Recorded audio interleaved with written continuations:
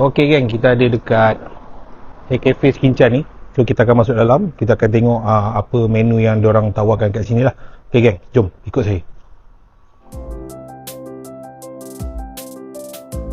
Cafe Skincan ialah sebuah kafe unik yang terletak di tepi sawah padi, menawarkan suasana santai dan pemandangan yang menenangkan.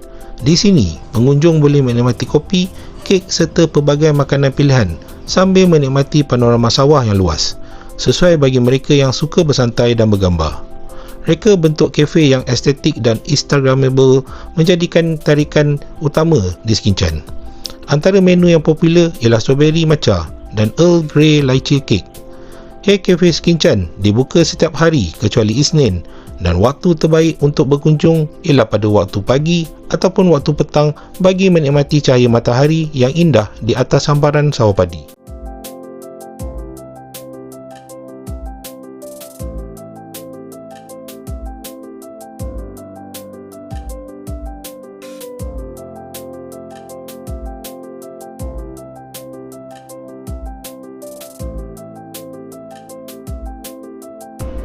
Okey geng, kita ada dekat kedai Cafe ni dekat Skincan.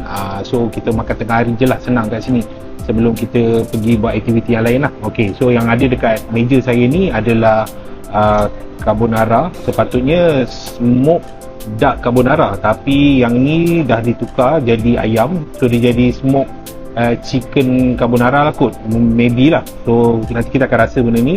Yang ni juga, yang ni adalah chicken basil rice. Okay, so yang depan ni adalah popcorn chicken, dan kita ada air matcha.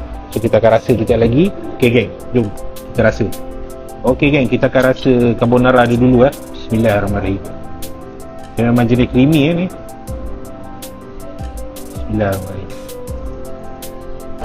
Okay geng, kita dah selesai makan dekat cafe ni. So kita akan jalan-jalan ke kilang beras pula.